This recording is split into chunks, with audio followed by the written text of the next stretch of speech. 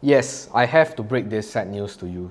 I have actually stopped averaging down on my Alibaba position for the last 2 months and thought that in the name of transparency, I should inform everyone that is in this community about it. So since the last portfolio update video that I did back in January, in case if you want to fact check me, please go ahead. Currently, I'm still holding my Alibaba position strong, 79 BABA shares and 1,400,998 shares.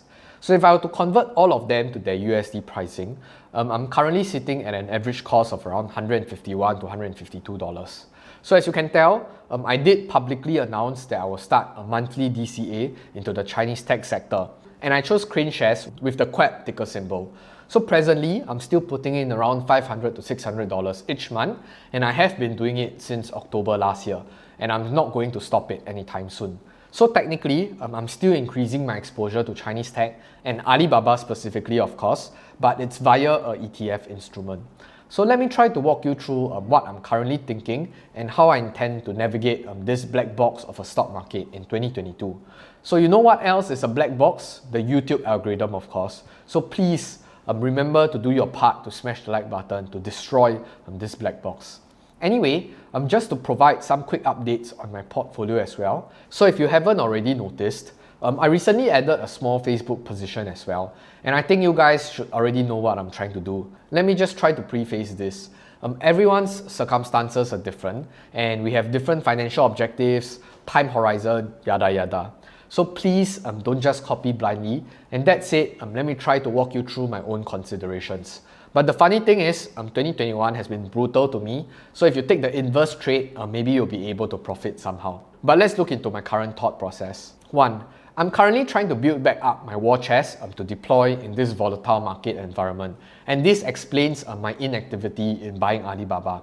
That said though, since I already have the commitment to continue with my DCA strategy into Chinese tech, I'm going to keep that in the sideline because nothing much has changed there. So if you have a proper DCA strategy, please stick to it and don't just change course just because. So number 2, the main reason I bought into Alibaba in the first place was because firstly, I'm a Chinese spy if you haven't noticed already, and secondly, I like the risk reward it offers me as an investor.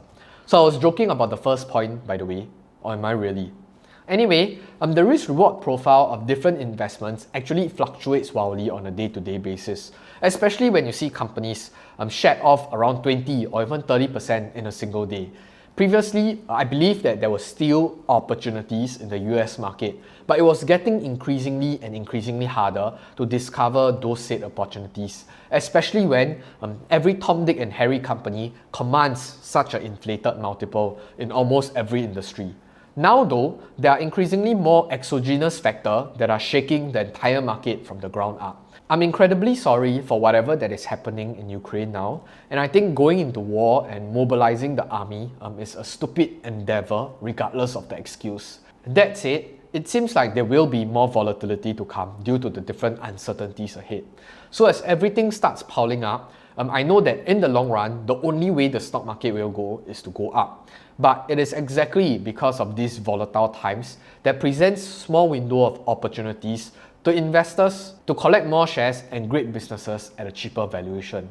Issues like inflation, do I still believe that it's transitory? Yes, I do, but the timeline seems to be extended. Do I think that the Fed will start the interest rate hike? Yes, I do, but given the current conditions, they might also be extremely cautious with the different decisions on the quantum and the speed and the rate of hike. So the more the media spins the doom and gloom narrative, the more excited you should be, unless we are talking about an entire nuclear wipeout here. But touch wood, let's hope not. So in short, like the Chinese word for crisis, it's called 危机. So 危 in its longer form, it's called 危险, which represents danger, while 机 in its longer form is called 机会, which represents opportunity. So in every crisis or potential crisis, there will be both dangers and opportunities, and I would hope to be able to capitalize them, if any. So in short, it seems like there is a change in the risk-reward landscape across all the investable securities. And of course, please don't misunderstand what I'm trying to say and what I'm trying to convey here. I'm not implying that all US securities are cheap now, But with this volatility, valuations are definitely experiencing some turmoil, and most of them have actually come back down to earth. And we should still judge individual companies based on your own assessment and based on their merits. So on point number 3, I'm rather satisfied with my current Alibaba exposure. For those of you who are following me religiously, you know that I also have recently wrote 3 put contracts on Alibaba as well. And including those 3 put contracts, it will bring my total exposure to around 55,000 USD on a cost basis in the event that Alibaba really plummets to below $70 by the end of this year. So don't worry, I have already made the necessary calculations and I won't go bankrupt with that additional $15,000 addition by the end of this year in case everything goes south. That being said though, on an absolute level, maybe I can start looking into any other potential opportunities out there that might arise in the meantime. But don't worry though, since this is still a bulk of my portfolio, I'll still be monitoring it quite closely, especially its competitors' progress as well, like JD.com, Pinduoduo, Sea Limited, Amazon, etc. So in the case upon the put option being exercised, my cost would be brought down to around sub 110, and I can work with that, and I will work with that. Now, let's address the elephant in the room. Why did I betray Alibaba and start adding into my Facebook position? So just an observation, I was essentially destroyed by the market back in 2021, where it was a true test of my conviction, and even until today too. So, a great advice would be to inverse whatever I do. And since I lost that much money, you might want to take the reverse trade and you can profit by shorting it.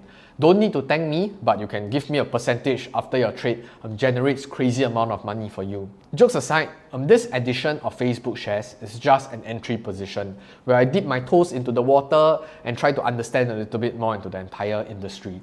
So to not smoke you guys as well, my conviction in Facebook is also not as entrenched as Alibaba. I might paper hand soon as well, who knows.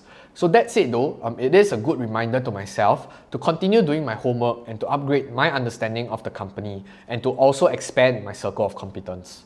I would say that I will still have a very surface level understanding of the company Facebook and would love to dig deeper in my own research.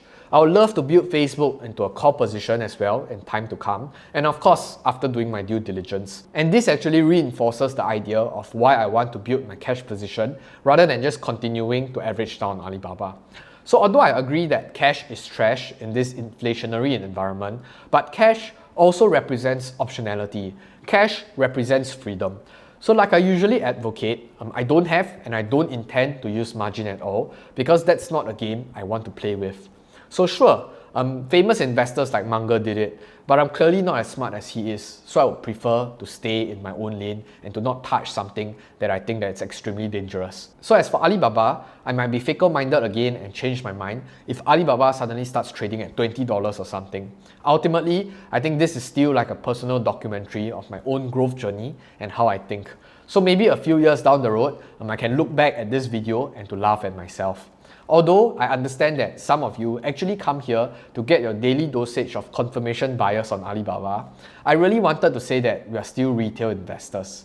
We don't get to move the markets unless we have billions and billions of dollars to snap all of them right up. So no matter how highly we think about any stock, as long as Mr. Market disagrees with us, our portfolio is still in the red. So consume stuff online with a pinch of salt, listen in for entertainment, learn together, and I'll see you in the next video. But more importantly, I'll see you on the moon. Goodbye!